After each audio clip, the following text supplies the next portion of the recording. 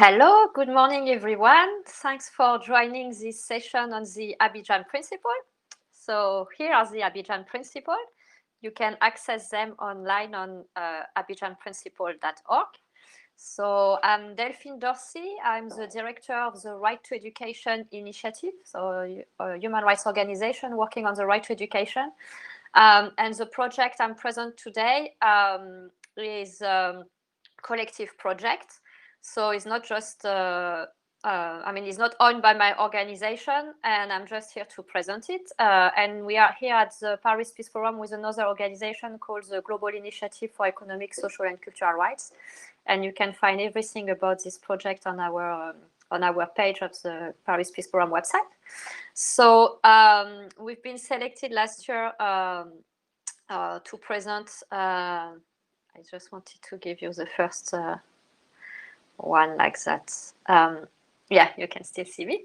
So we've been selecting last year to scale up the Abidjan Principles. So today, what I'm going to do with this speech is to give you a bit of background and history about the Abidjan Principles. So for the people who may not know about it yet, to learn a bit, and for the one who even knew from us from last year, or know about it, to test your knowledge about the Abidjan Principle. So in the first part, I'm going to give you a bit of background, and then we'll focus on what have been done so far to implement the Abidjan Principle. And I will answer all your questions with great pleasure at the end. Feel free to send your questions during the presentation as they come. I have a nice person helping me on the background and who will give me all the questions at the end. So feel free to send it and I will respond when we go through it. So let's start. And again, if you want to access it, there's a website on the screen, abidjanprinciple.org. So what are the Abidjan Principles? So the question for you, is it a new treaty on the right to education? So I know I cannot answer your answer, but please feel free to answer in your mind and see how you know about it. So no, it's not a new treaty, the Abidjan Principles. So as I said, again, they are here. It's not a new treaty, but it's a legal text which is an authoritative interpretation of treaty. And this one particularly, they clarify the state's obligation to provide public education and to regulate private involvement in education. So guiding principles are developed for this aim to provide guidance on specific area around the rights or context of a group of people. So do they need to be endorsed by states?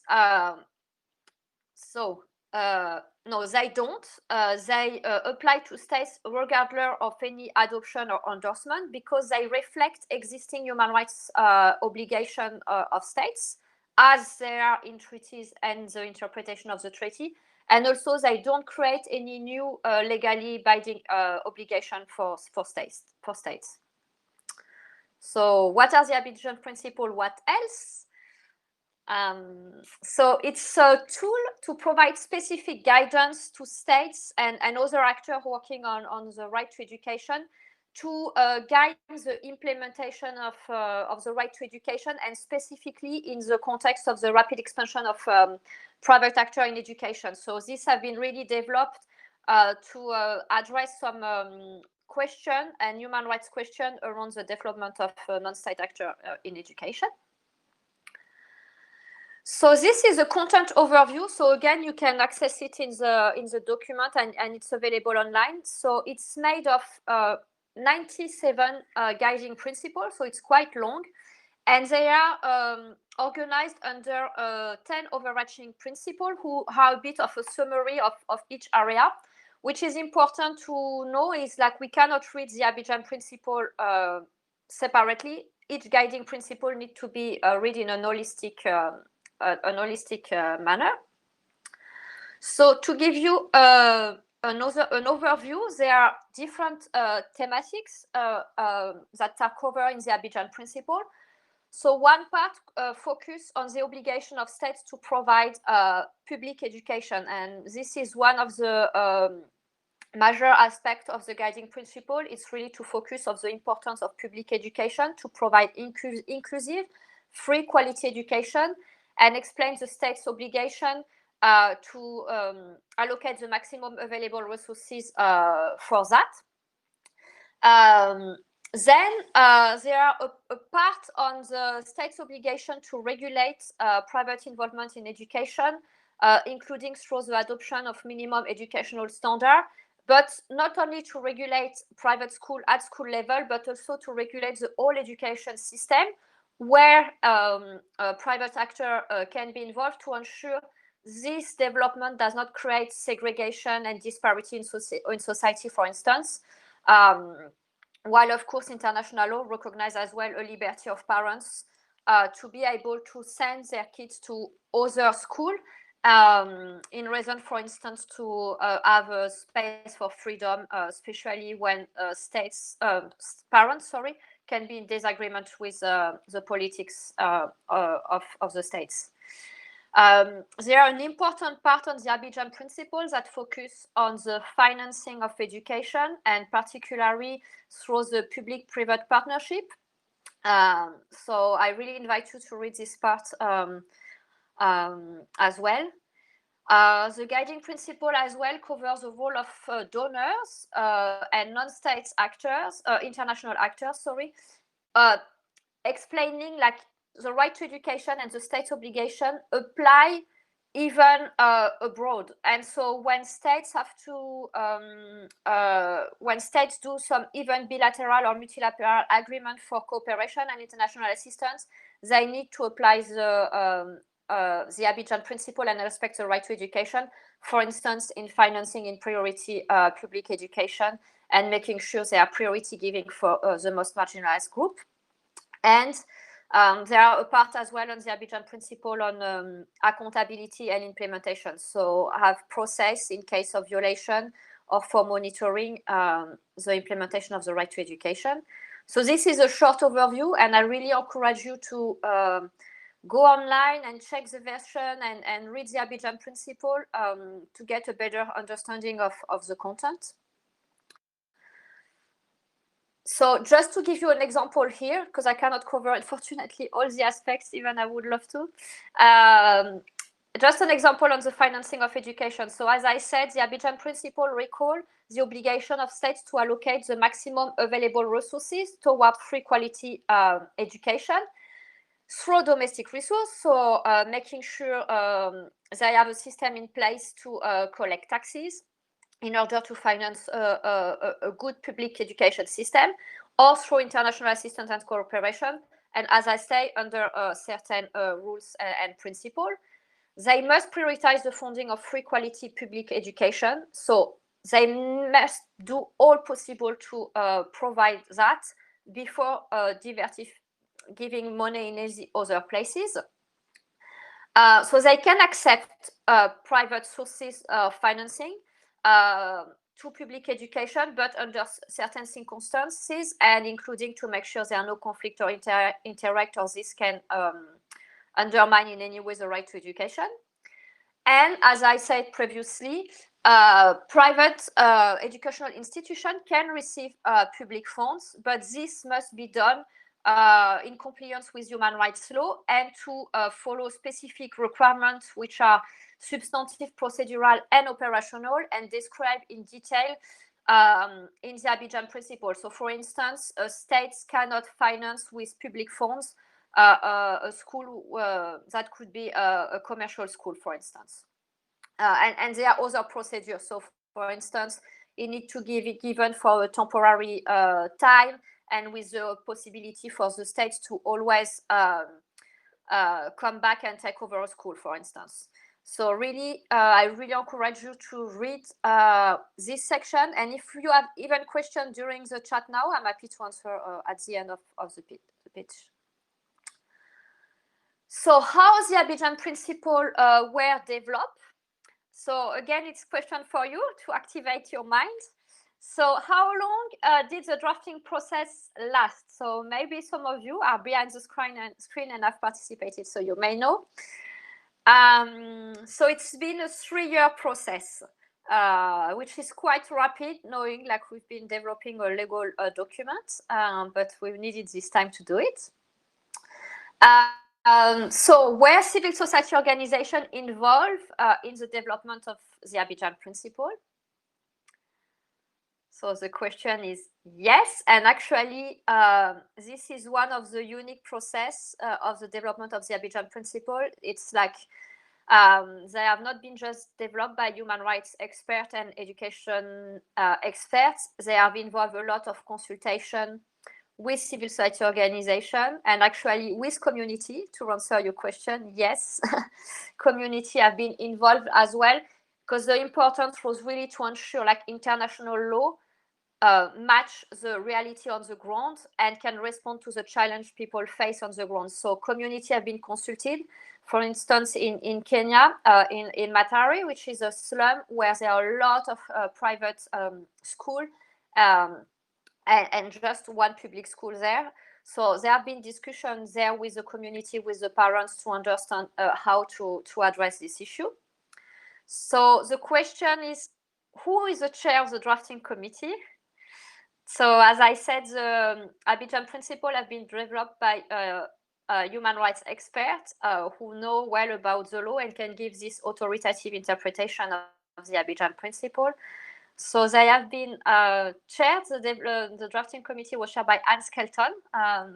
Maybe some of you know her. She's a professor of law at the University of Pretoria in South Africa, and she's director of Child Law Center. And she's a member of the UN Committee on the Rights of the Child. So she's been nicely chairing this drafting committee together with 9 other experts who've been drafting the Abidjan Principle using the comments made in all the consultation we've been doing around the world with the help of the Secretariat. So it was a secretariat of 5 human rights organizations, so including my organization, the Right to Education, the Global Initiative on Economic, Social and Cultural Rights, as I mentioned before, who are here with us at the Paris Peace Forum, the Initiative for Social Economic Rights in Uganda, Equal Education Law Center in South Africa, and Amnesty International. So it's all the regional consultation have integrated all the comments of different actors, including state representatives, teachers, students, civil society organization involved on the ground, and also private actor. And we had also online global consultation to include all the comments made by people. So the Secretariat have supported the drafting committee in integrating all these comments, facilitating the organization of the regional consultation, and supporting as well the organization of the drafting committee. In addition of this work by the UN expert and the participation of civil society organization, including the community, as you can see on the picture on the screen, there is a production as well of several background papers to inform some issue and question around the right to education and the role of private actor in education. And this I've come up, will publish next year a book which will compile all these background papers. So for instance, there are some on the right to public education explained by an international law teacher explaining how we can say their right to public education, which is quite unique in the interpretation of international law and reflecting in the Abidjan Principle. There are some discussion around the parental rights in education, the liberty of parents to choose school, others at public school, the discussion around public-private partnership and the financing of education. So all this discussion, and including, as I said, I put on the screen 2 papers on the development of private actor in regions in East Africa and in Francophone country to inform as well the reflection based on the reality on the ground. And all these papers have also informed the drafting of the text. So have a look. This will be presented, published next year, and we'll be presenting at the CIS, a conference on education in April. So when were the Abidjan Principle adopted? So they were adopted in February 2019. Yes, in presence of the Ministry of Ivory Coast. So you can see her on the screen. She's held this nice cartoon that someone dropped during the adoption of the Abidjan Principle. She's with Anne Skelton, the chair of the committee, and Dr. Bolibari, the UN Special Rapporteur on the Right to Education. And you can see the room where all the discussion have happened during 2 days.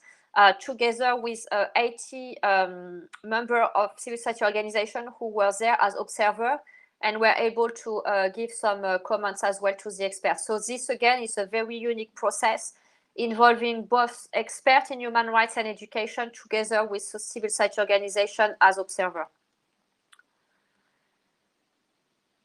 So how many experts have signed them so far?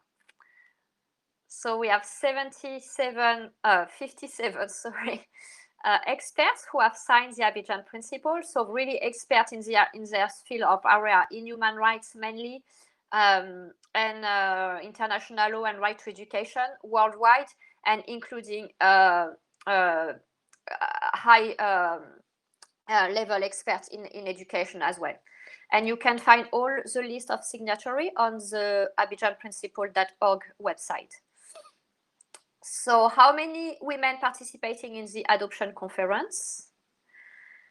So we had over 60 women who participate and over 60% of experts from Global South, which have made really again this process very unique, strong, robust, independent, and which make which gives this authoritative force of the text, as I'm going to explain now. It's have been widely recognized and implementing already in different places of the world.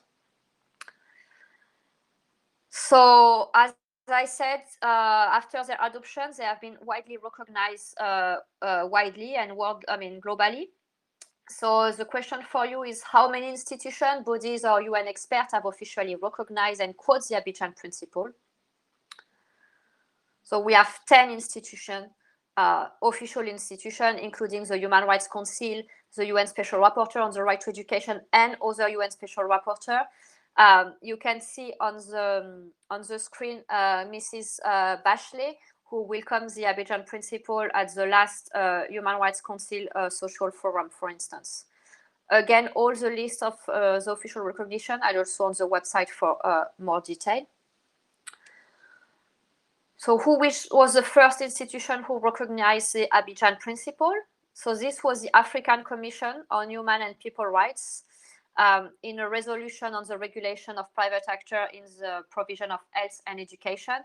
This was in June 2019, and they have also referred in other resolutions.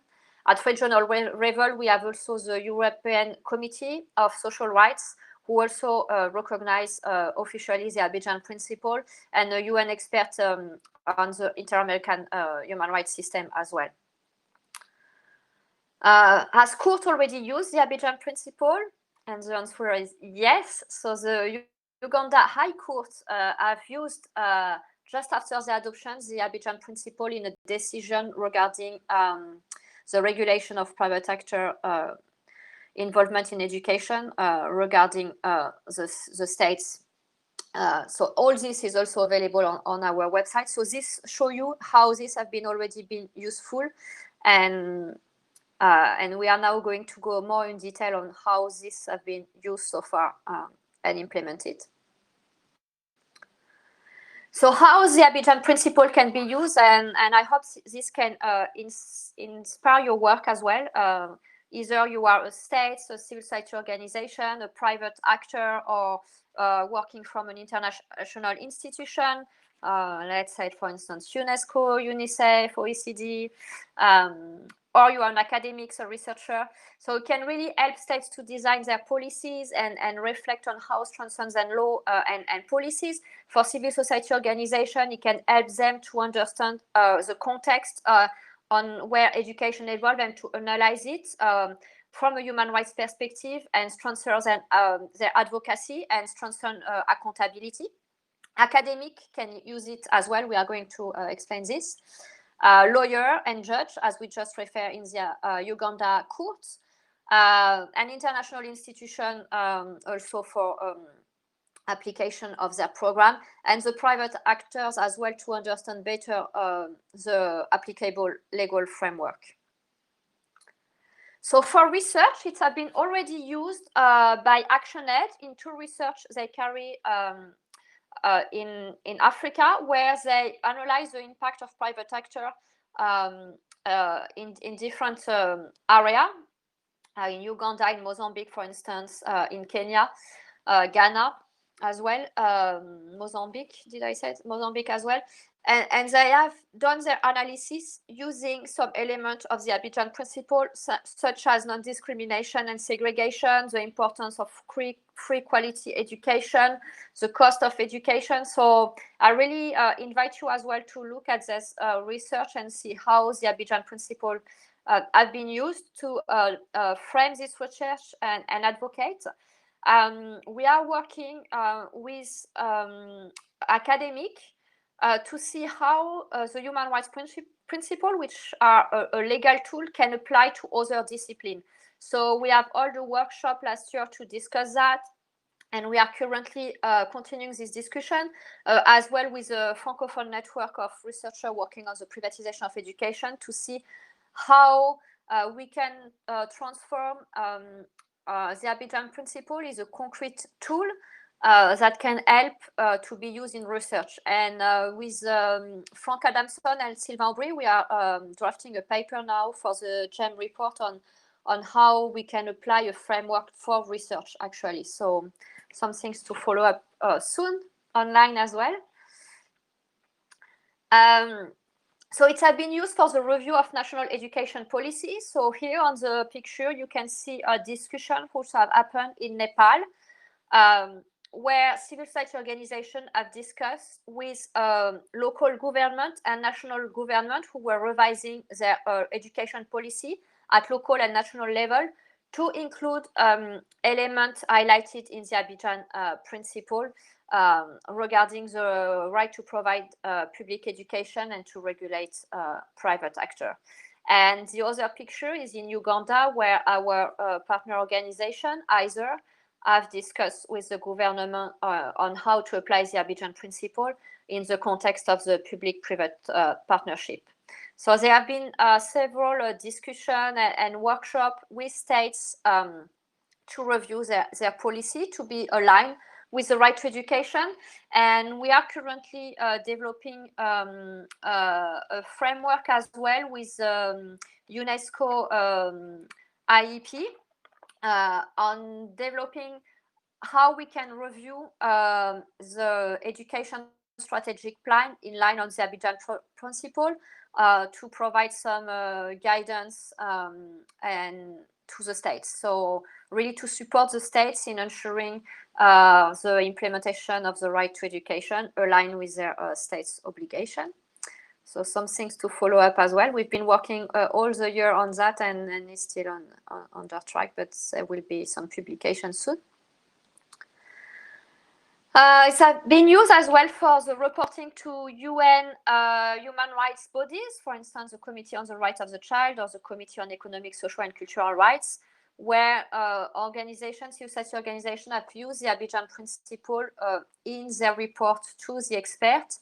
And here on the screen, I've provided the example of an organization in Canada that's reporting about the segregation issue in the school, referring to the Abidjan Principle.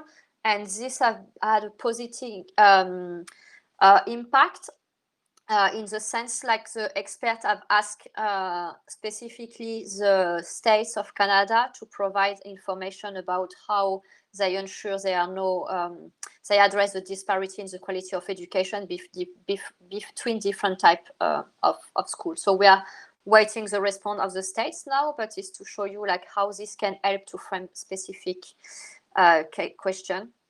It has been used as well for litigation. So for instance, this is a case in South Africa.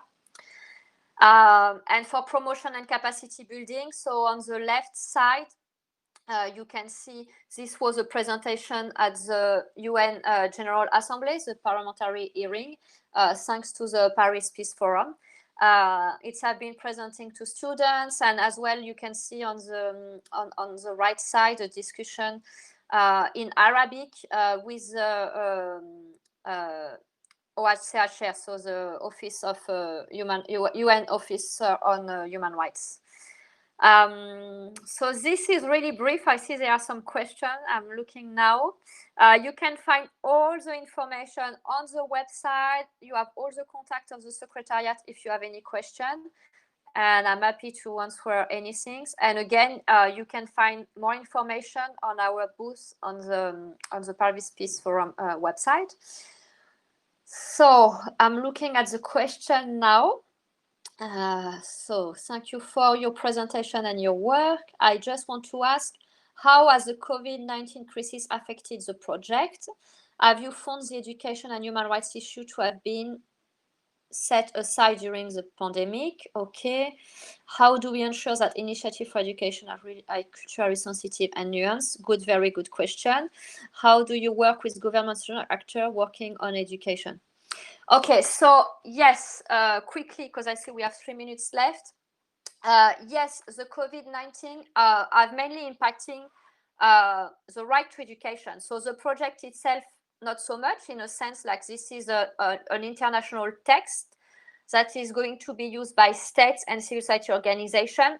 And actually, it's been widely used and referenced even during this crisis.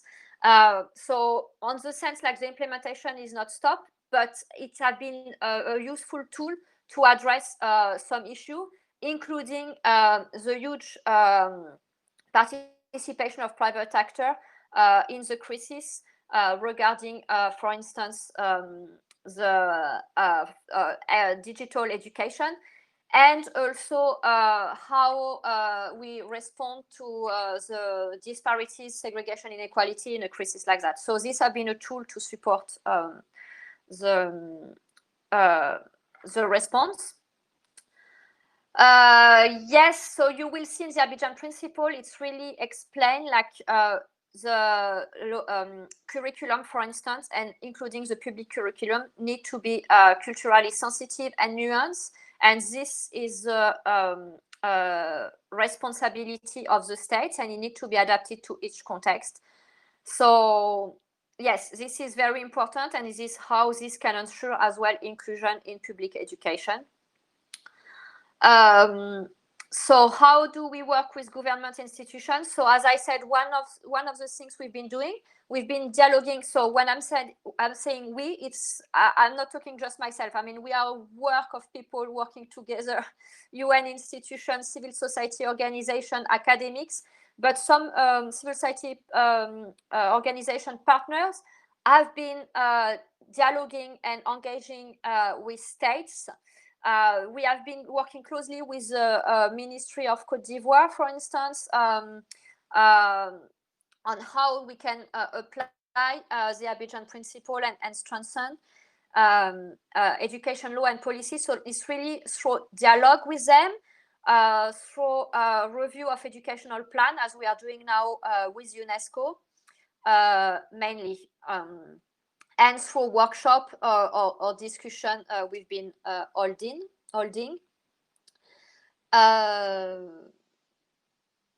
I think it's fine with finished. So thank you very much to all of you for joining the meeting, and I welcome you to visit the booth. Thank you.